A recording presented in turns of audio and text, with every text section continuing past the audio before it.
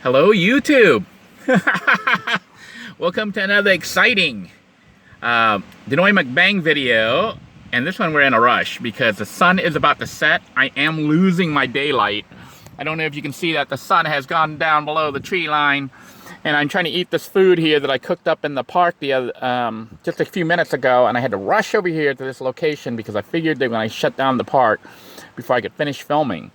So I traveled out to this somewhat remote location here in a parking lot, and I'm going to attempt to do the mukbang right here, mukbang video, to show you this wonderful rotini dish that I made just previously. It is rotini with mixed vegetables and Dollar Tree mixed vegetables and Dollar Tree meatballs. Yeah, and I think the rotini might have even been from Dollar Tree.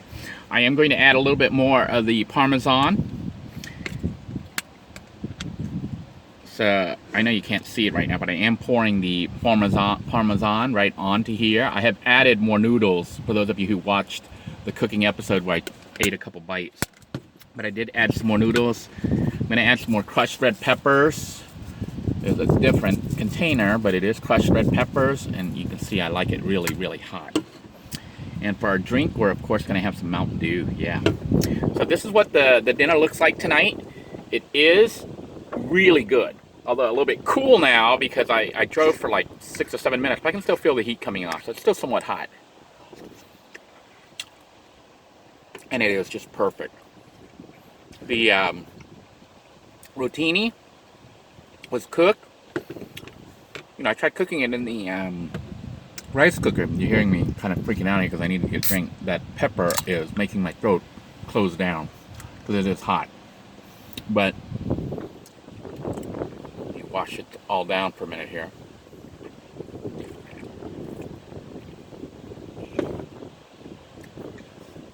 I tried cooking it using minimal water. I mean, I didn't want to use like extra water and have to dump the water out, so I was trying to get it to absorb. I cooked it in the rice cooker. So here's our meatball, and it is just absolutely tasty. It has a really good texture to it and tastes like meatball. Not just like meatball, but good meatball. I might even think of several other dishes I might cook with that meatball.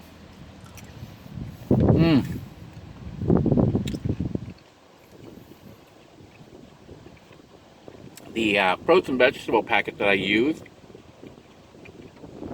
was the Chinese mixed, I think they said stir-fried vegetables. It had like yellow and green bell peppers, and some, I think it's peas. Yeah, some peas. And then string beans. Or beans. And some carrots. And some broccoli. I think it's broccoli. You get asparagus and broccoli mixed up. What is this? This is broccoli, right? A little piece of broccoli. Asparagus is the off-white one, right? That's asparagus. This is broccoli. So here's a chunk of carrots with the rotini.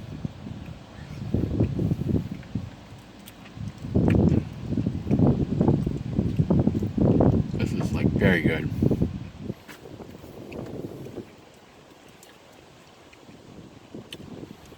I think what makes this meal taste really good is there's such a variety of flavors and textures. The carrots have been sliced and they have kind of ribs on them. So when you go to bite down on it and it moves around in your mouth, you can feel the ridges. And I think that stimulates your taste bud. Carrots also, by their nature, when you cook them, are kind of sweet.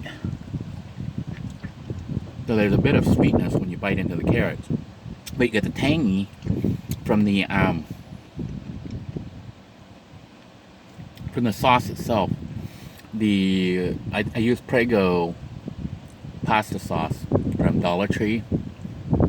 And that has a bit of a tangy, lemony taste, kind of almost vinegary. Not that it spoiled anything, because spoiled stuff will taste vinegary, but this is a normal pasta tanginess, which is coating everything. And of course you got the bell pepper. This is a yellow piece of bell pepper.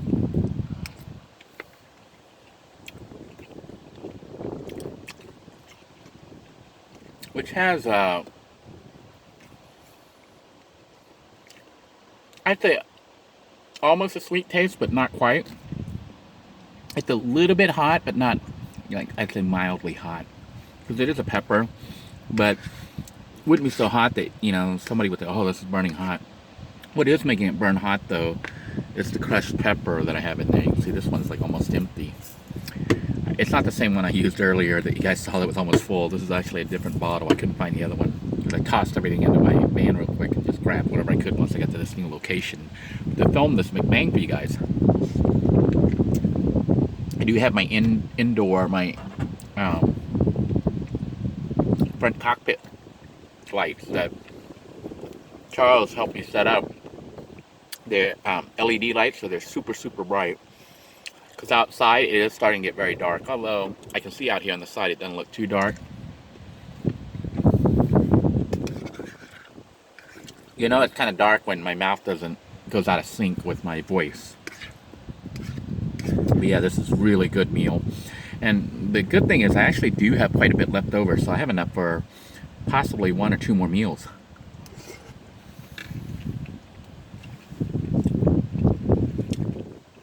I'd like to save it for tomorrow for lunch at work. I don't know if they have a microwave available for me to use or not. They have a full-blown cafeteria, but I don't know if there's a microwave there. There might be. There should be. But it's like not like a normal small business cafeteria. It's like a real cafeteria. Not huge like a school cafeteria or anything like that, but I think the cafeteria can probably accommodate 50 to 100 people or more. So it's not like a little room. It's like a cafeteria.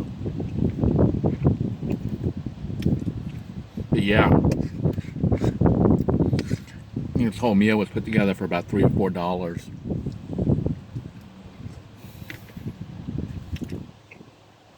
Would be an ideal meal to make. Excuse me here.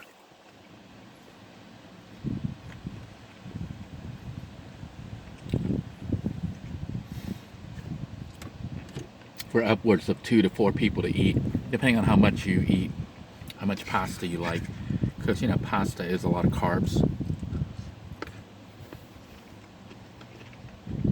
But you have all this vegetable goodness in there too.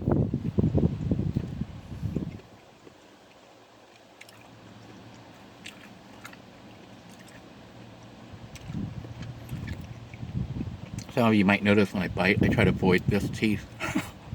And you know why, right? It's that broken tooth. So I have to kind of be careful. Look at this. You can see the pea in there. I think it's pea, right? The pea in the pot, or beans, or whatever it's called. Look at that. That was just so good.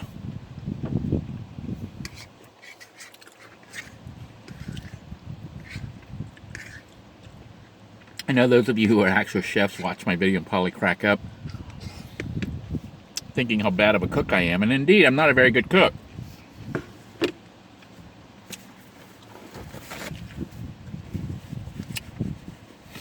But you know what? Sometimes you don't really need to be good, you just need to be good enough. And I think I'm good enough that I actually enjoy my own cooking. And my kids and my wife seem to like it. But it could be simply because they don't like to cook.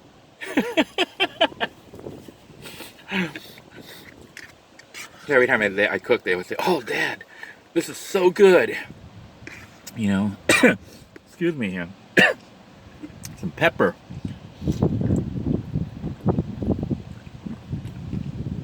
I'm actually at the abandoned building here called, I think it's the astronaut training program or whatever. Astronaut training is like an attraction that I think went out of business, where they decided to move it into astronaut training experience. I think they moved it into the Space Center Visitor Center complex itself. But they've got a big, huge building here. Maybe I'll show it one day. I won't really be able to go into it because they got it all posted up, and I think there may be no trespass signs. I haven't seen any though, but I'm pretty sure they have it. Look at that, I'm almost done.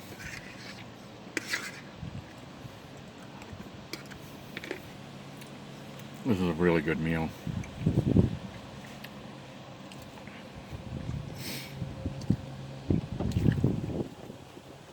I know some of you think, man, Denoy always makes this meal look like it tastes so good. Well, you gotta understand this. Typically, when I film this, I try to cook stuff that I think would taste good, and stuff that sometimes I've cooked previously and I knew they tasted good, or just slightly modified. So yeah, they taste good because I make stuff that I like eating.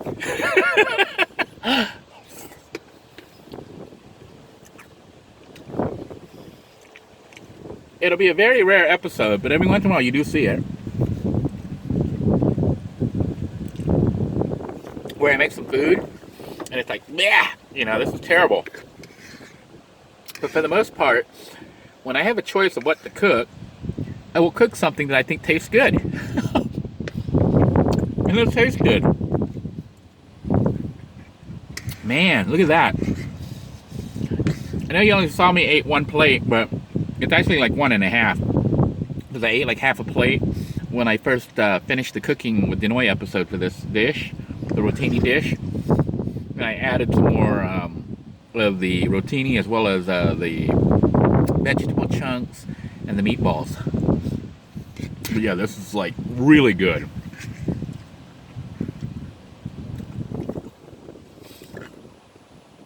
Scale from 1 to 10, I think I give this a 9. And you might wonder why I don't give it a 10.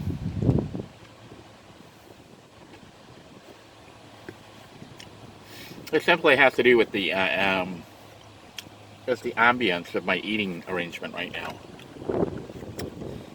I'm in a deserted parking lot. It is getting dark. I'm eating out of a plastic container here.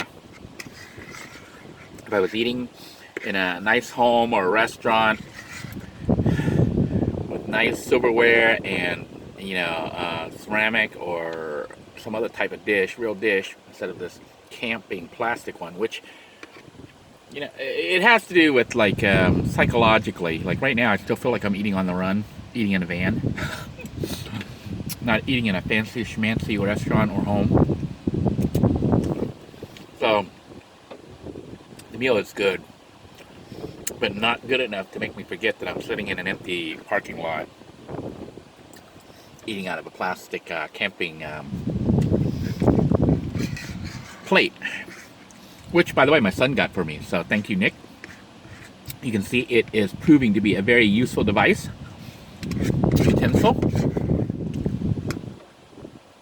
Eating a lot of meals on it. And we are down to the last of the meatballs, at least for this batch. This is just so exceptionally good.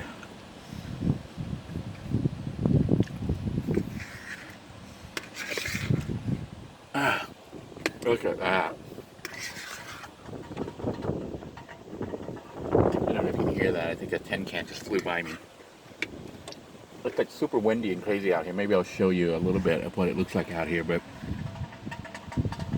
I don't know why there's a tin can just rolling down the street all by itself. Yeah, it's super windy. Oh, my light just shut off. I think that's my cue to get out of here. The ghosts are out. So until next time, everyone, take care. God bless you all. Please stay safe. I hope that whatever you cook up, you're enjoying it. And just want to thank you for joining me with this episode of the Denoy Mukbang special. If you enjoy these type of videos, please make sure you leave a comment down below letting me know that you do. Give the video a thumbs up, share, and subscribe. Help this channel to grow, and let me know that you enjoy these type of videos, and I will go ahead and make some more. So take care, everyone. Bon appetit, good eating, and please stay safe. Bye-bye now.